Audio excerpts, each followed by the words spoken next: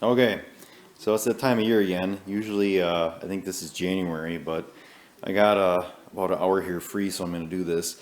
I'm going to dump the gas on the tank. So it's about a year old, does have stable in it. It is non-ethanol gas, but usually by, I'd say, probably August, October, this thing starts to run pretty rough, and it's the fuel, because as soon as I change out the fuel here and then I run it with the fresh fuel in, it runs much better. According to this bottle here, it says keeps fuel fresh for up to 24 months is what it says. I don't know exactly what that means, because this thing obviously doesn't like it. It just doesn't run as well. So, and I'm using non-ethanol, actually, I think it's 91 octane. So the way I got it set up here, and I think I have a video of me adding this external fuel line here to dump it. So I just have it zip tied on here. Let me set something up. Let's see if I can do this a little bit better. So what I got here, I just got it zip tied on, and I just cut these zip ties each time that I want to do this. I'll cut this one, and then I got a fuel container here to catch my fuel. And this is just easier because it's really hard to pull the fuel line off to get to this. So run it in like that, and then if we come over to the side, we need to turn this on, I believe. Maybe we don't. Maybe we just got to turn this on. Nope. There we go. And now it's running. So this is the factory fuel. This one here I added, that's just for that line. So this would be off. There's just a T in the line or whatever. And maybe I'll see if I can find, I thought I did a video. If I got a video, I'll add the link to this one. So then I'll just open this up. And this does hold more than 5 gallons of gas. I forget what this holds, if it's 7 or 8. I should write it on the top so I know. So this container will be completely full, and then this I'll probably just dump in one of the vehicles to burn up. And it'll be fine. And then I'll put some fresh fuel in this. Probably could put the charger on too, wouldn't hurt.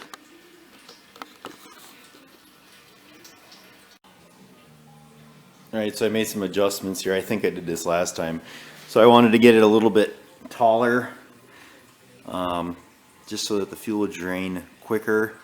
I also got it jacked up on the end here. I don't know, I probably should get it up on like a 6x6 is what I should do. But this is the setup with this.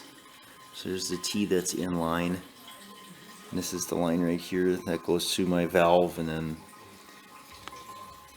you can see it goes to the valve, and then this line comes and goes into the, and it's all fuel line. So, you know how much we got in here. Oh, it's getting pretty full. It's actually pretty heavy already.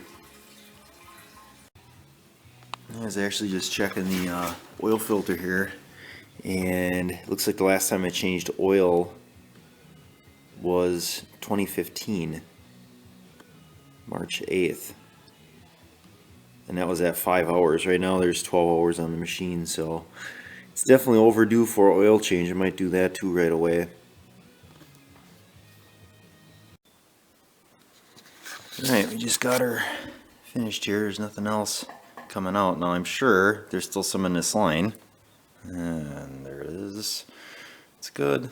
Have to clamp that zip tie. Important part here is to remember to turn the fuel back off, so when you start filling it doesn't come out of that line.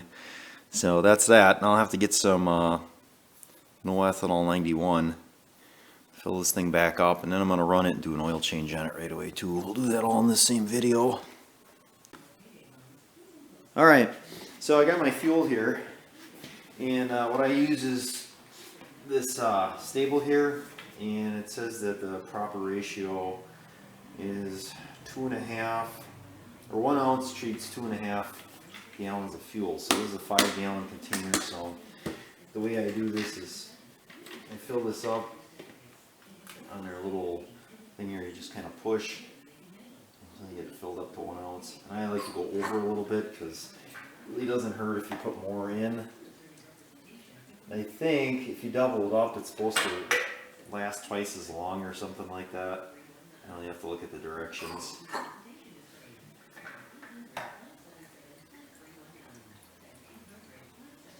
Okay, so that's one container, one 5-gallon container of fuel here.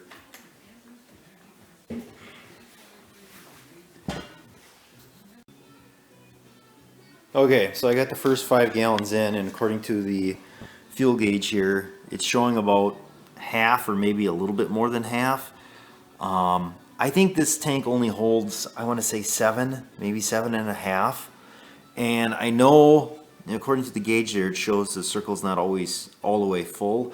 You don't want to get it, fill it all the way up to the inside of this like filter here, because when you do get some expansion and heat, this tank will build pressure, or it'll end up venting fuel out this venting fuel instead of fumes out of this overflow here.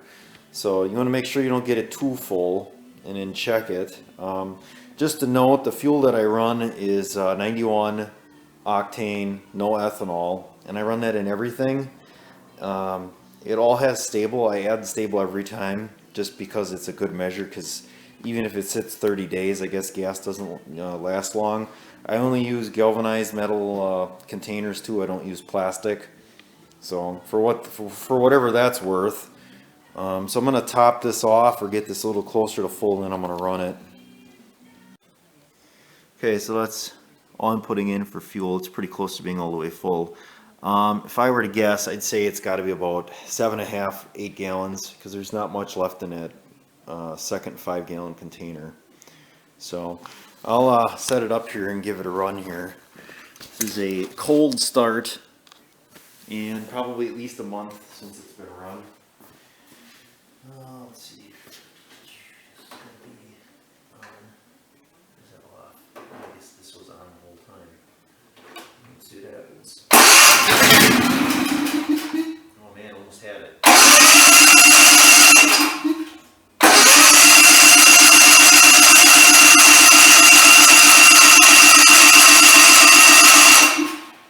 Okay, so is the gas on? Yes. Must just be really dry, I guess.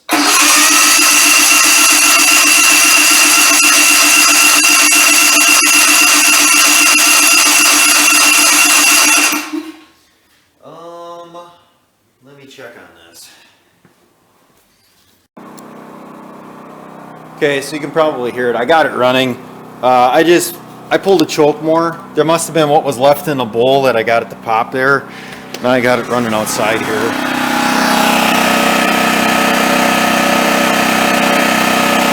Boy, and does that thing run much smoother with that new fuel again. You can definitely tell when that gas gets old. Alright, let me set up for oil change here. Okay, so I just got done running it. It's super hot right now. The way I get it to try to burn out as much gas as possible is I turn the fuel supply off, and then I let it run itself dry. I don't know if that's a good practice or not. So, but that's what I do. So what I did here, I'm just pulling the dipstick. Actually, this isn't a dipstick. This is just the oil fill. I'm pulling that right now. Got that loosened up, and then right here is where we actually drain the oil. And I don't remember exactly. I think this just unthreads, and that's what it looks like it's going to do.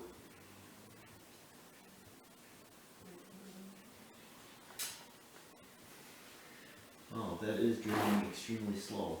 I thought that'd be much quicker, but oh, there you go. That's a little better. It is 30 weight, so let's set this up here. Pull all this out over here. Boy, I don't know if that's right, the date in that oil. It could be. The thing with oil, though, shouldn't be more than a year. In the guard, we changed oil all the time. And the truck might have like an hour on it. It probably sat 12 months out of the year. And then the service would come up once a year to drain the oil, and the oil that it took out looked just as clean as the oil you put in. But that was part of the service. They said the oil was breaking down, it wouldn't work properly. So that's what I'm doing with this. This actually doesn't look like new oil. I mean, there's a little color to it, but definitely not terrible. So I'll let this drain. Alright, any bets this is gonna work?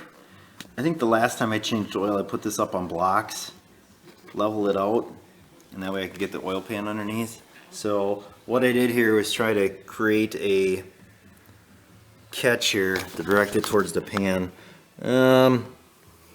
We'll see.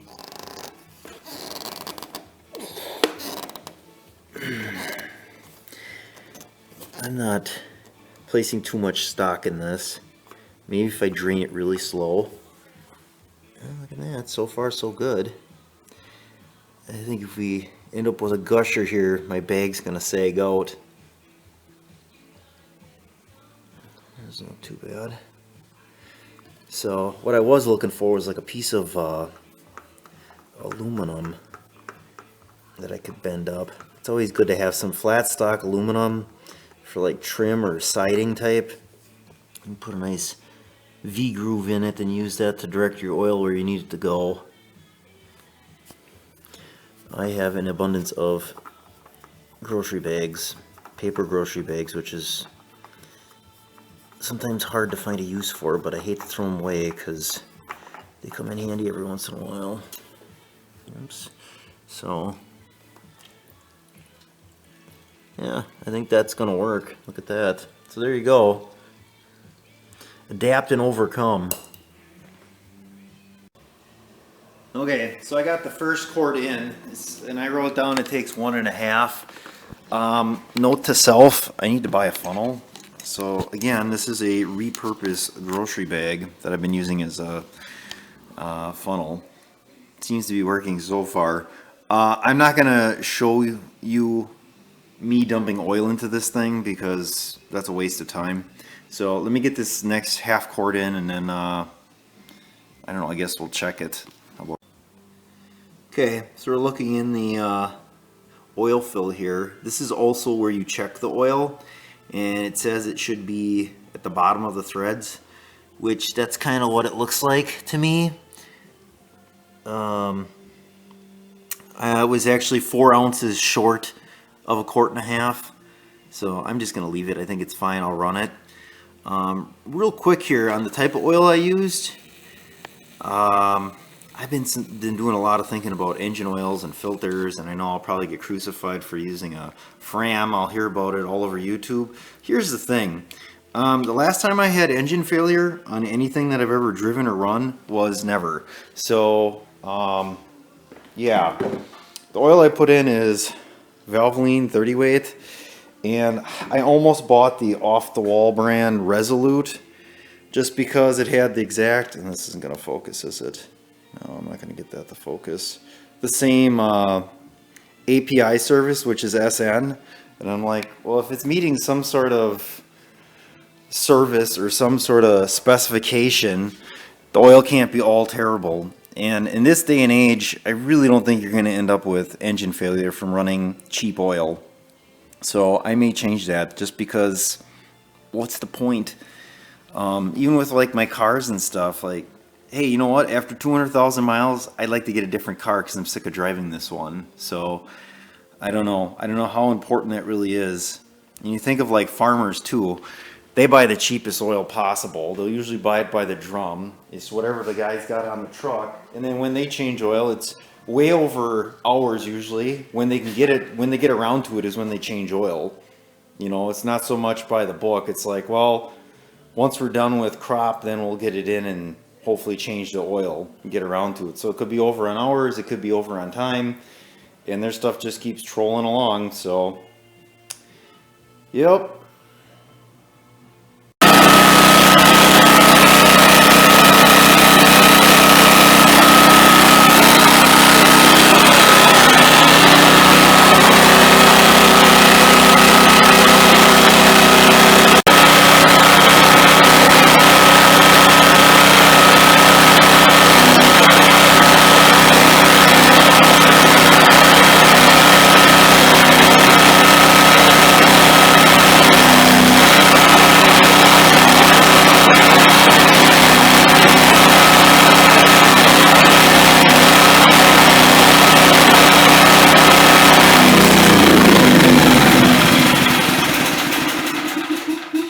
So there you go. I let it run itself dry and then I shut it off. I'm gonna let the oil all settle back in. Ran it a little bit here and then I'll check it. So there you go. Generac XG8000E oil change. And what else did I do with this? Oh yeah, the fuel, removing the fuel or whatever. So